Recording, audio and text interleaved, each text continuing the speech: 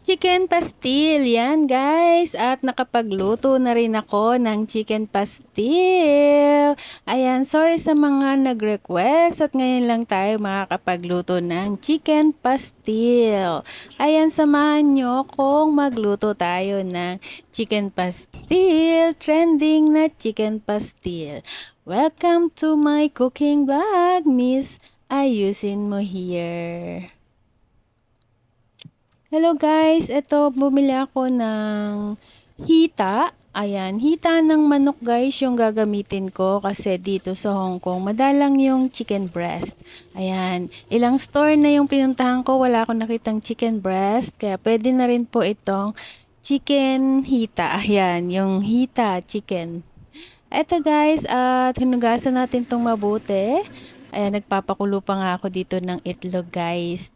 Ayan, hugasan natin tong mabuti at pakuluan natin. Lagyan lang natin ng luya. Ayan na, ito nga po't kumukulo na nga.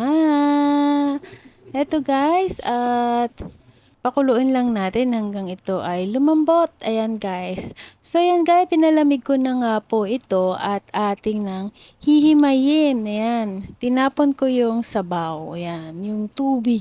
So ayan guys, at pinapalamig natin ito guys. At matagal palang maghimay ng one by one, talagang be patient ang paghihimay nito guys, ng tagal guys. Ayan, iisa-isahin mo paghihimay at wala naman akong gamit para mabilisan yan. Kamay lang po talaga yung aking ginagamit dito. So ito guys, at nahimay ko na nga po yung 6 na pirasong hita ng manok na malalaki. Ayan, sobrang tagal ko nga pong naghimay dito guys at ayan, sa wakas natapos na rin. So yun guys, magpainit ako ng kawali at naglagay ako dito ng mantika at magisa tayo dito ng bawang. So yun guys, at aking sibuyas, yung sibuyas na ginamit ko dito ay yung pulang maliliit.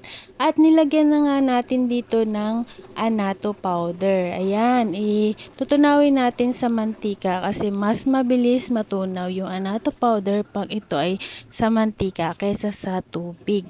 So yun guys, ito na nga yung nahimay kong chicken pastil at ilagay ko na nga po dito sa ating ginigisang bawang, sibuyas at annatto powder. Ayan, nilagay ko na nga po lahat at isang maliit na kasirola yung lahat ng nahimay ko guys. At atin itong imekos-mekos na. Mekos-mekos hanggang sa ito ay maluto at mahalo lahat yung kulay sa ating manok. Ayan guys, at ganun lang pala ito kasimpleng lutuin pero simpleng tignan at pero ang tagal to guys, be patient talaga, lalo na sa paghahalo. So naglagay lang ako dito ng konting seasoning, pampalasa.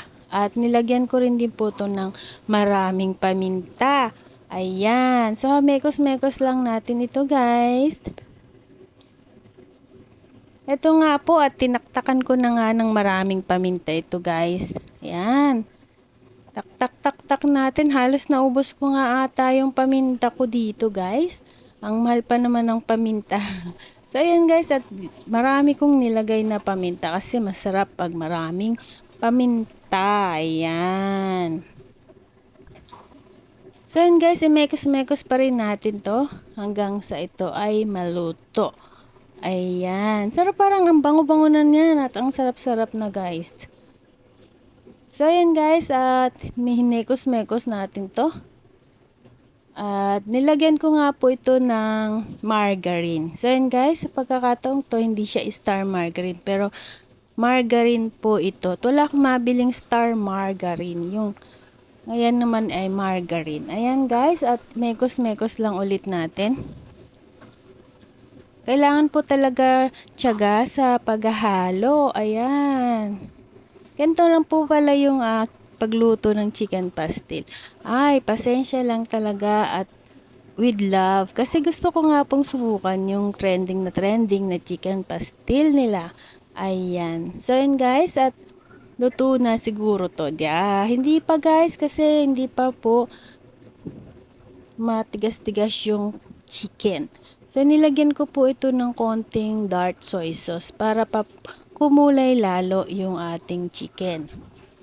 Yan. Ay, mekos-mekos lang ulit natin. Ayan. Tiyaga lang po talaga hanggang sa mekos-mekos. So, ayan guys. I hope you like this video. Please give me thumbs up, like, share, and comment down below. Miss, ayusin mo here. Baka naman. Eto, nilagyan ko din po ito ng chili oil. Ayan, isang kutsarang chili oil. Ayan, medyo maanghang lang ng konti. Yung para umanghang, kagat-kagat lang ng anghang guys. At nilagyan ko rin po ito guys ng asukal. Ayan. So yun guys, at imekos-mekos lang natin. Ayan to po, at medyo matigas-tigas na yung ating chicken at malutong-lutong na yan. Ayan. Sa tagal ng, mas masarap kasi pag matagal hinahalo yung ating chicken pastil, ay lalo pa itong sumasarap. So yun guys, at hinalo-halo ko na nga, mekos-mekos na nga natin. At syempre, tikman natin kung okay yung lasa guys. Ayan, nakita nyo yung mantika? Ang sarap guys, ayan. So yun guys, sa mga nag-request, ito na yung luto ko na chicken pastil. Ito guys. At kailangan talaga tiyaga sa paghahalo at pagmemekos-mekos. Ayan, matagal po talagang magluto ng chicken pastil. At mas masarap pa po ito kung talagang maliliit yung pagkakahimay-himay niya. So guys, malalaki yung himay ko dito. Kasi nga, kamay lang yung gamit ko at wala akong time. So yun, panakaw time lang yung ating luto. Ayan, yung aking rest time, ginamit ko na para makapagluto ako ng chicken pastil. Kasi matagal po siya, pakukuluan, naantayin mong lumamig, hihimayin mo, and then igigisa mo. At yung matagal yung pag may mekos-mekos talaga guys. Ayan. So ito, matagal lang pag may mekos-mekos niyan.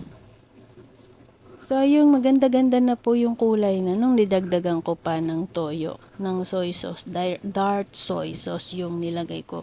So, yun guys, tiyaga lang po talaga sa paghalo. Ayan, hinalo-halo ko na nga ito. At nilagyan ko to ng garlic.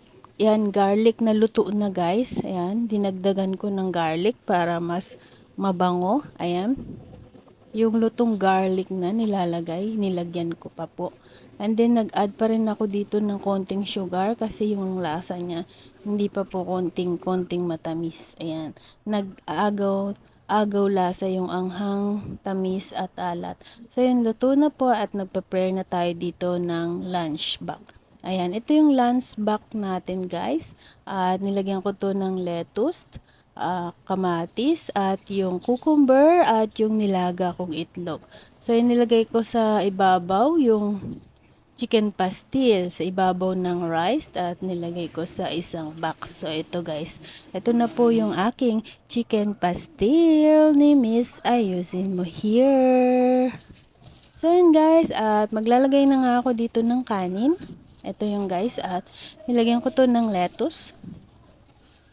Ito yung lettuce, sinugasan natin itong mabuti syempre, at yung ating cucumber ay hiniwa lang natin ng slice, and then yung ating kamatis, nag-slice lang po ako dito, at yung ating itlog, hinati ko lang po sa gitna at ating nilagay sa may gilid.